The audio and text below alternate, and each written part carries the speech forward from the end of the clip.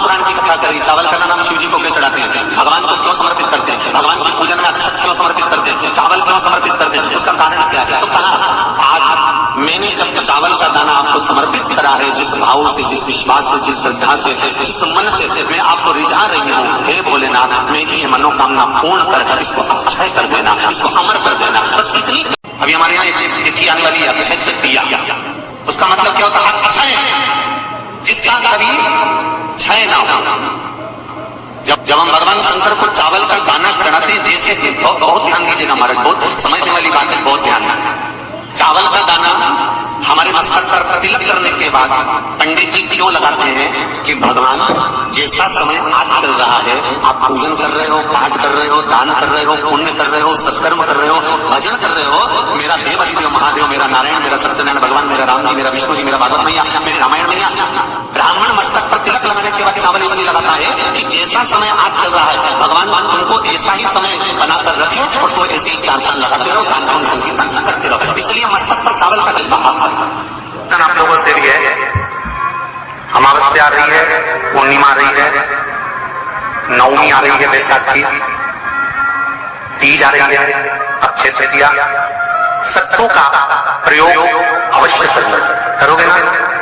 उसका दान अवश्य करना, कोई आए उसको थोड़ा सा सत्तू अवश्य खिलाना। 3 चीजें होती हैं सत्तू में, गेहूं, चने की दाल, जौ, इनको गलाया जाता है, रात भर गलाने के बाद इसको फिर सेका जाता है,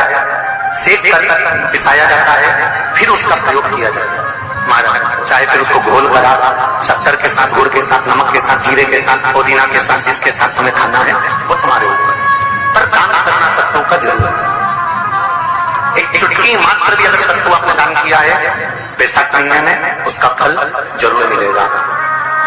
स्कंद पुराण में उठाकर पढ़ना कि आखिर मिट्टी के पात्र का जल बैसाख के महीने में शंकर को क्यों चढ़ाया जाता है। अगर मिट्टी का पात्र भी नहीं हो, तुम्हारे घर में मटका हो, सुरई हो, वो भी नहीं हो, तो एक दिए में मिट्टी के पानी भर लो और वो पानी तांबे के कलश के अंदर जो पानी है उसमें मिला लो। पर मिट्टी का जल शिवजी को क्यों चढ़ाया जाता है, स्कंद पुराण के अंदर बैसाख महत्व में लिखा कि जो अधोगति में मर गया होता है, अचानक मर गया होता है, एक्सीडेंट में मर गया होता है, उसकी जीने की और तमन्ना थी, अचानक कोई बीमारी लग गई और मर गया, कोई बड़ी बीमारी लगने के कारण चला गया, उसको बहुत कुछ करना था पर मर गया, उसके लिए बैसाख महीने में शंकर भगवान को जब हम मिट्टी के पात्र का जल समर्पित करते हैं तो वो जीव तड़पता नहीं है, कहीं भटकता नहीं है। उसको गया में पितरों में मिलाया कि नहीं मिलाया, बद्र विशाल में ब्रह्म का पाली करी कि नहीं करी, कभी पिंडदान, कभी तर्पण, तिलांजलि हुई कि नहीं हुई, पर मिट्टी के पात्र का जल बैसाख महीने में जाता है तो वो जीव कहीं पर भी हो उसकी मुक्ति हो जाती है, उसका मोक्ष हो जाता है। मिट्टी का कोई पात्र नहीं, कोई कारवान नहीं, तो आप दिए के अंदर भी जल भरकर उसको तांबे के लोटे में मिलाकर शिव जी को चढ़ा सकते। बैसाख महीने में जिस नारी के गर्भ में बच्चा 1-2 महीने का, 4 महीने का किसी का गिर गया हो, बच्चा चले गया 2 महीना, 4 महीना, 6 महीने का समाप्त हो, उसको चढ़ाना चाहिए बैसाख महीने में जरूर। हमने भी विचार करा है, जितने लोग ऑनलाइन दान कर रहे हैं, दान सहयोग राशि अकाउंट में डाल रहे हैं या सहयोग दे रहे हैं, तो अमावस्या, नवमी और पूर्णिमा को भी कुबेरेश्वर धाम में जितने भी भगत आते हैं उनको सत्तू का ही प्रसाद वितरण किया जाएगा। जो लोग दान दे रहे हैं उनके सहयोग से ही वितरण किया जाएगा। प्रयास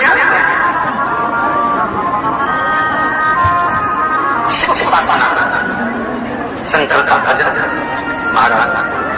स्कंद पुराण में उठाकर पढ़ना कि आखिर मिट्टी के पात्र का जल बैसाख के महीने में शंकर को क्यों चढ़ाया जाता है। अगर मिट्टी का पात्र भी नहीं हो, तुम्हारे घर में मटका हो, सुरई हो, वो भी नहीं हो, तो एक दिए में मिट्टी के पानी भर लो और वो पानी तांबे के कलश के अंदर जो पानी है उसमें मिला लो। पर मिट्टी का जल शिवजी को क्यों चढ़ाया जाता है, स्कंद पुराण के अंदर बैसाख महत्व में लिखा कि जो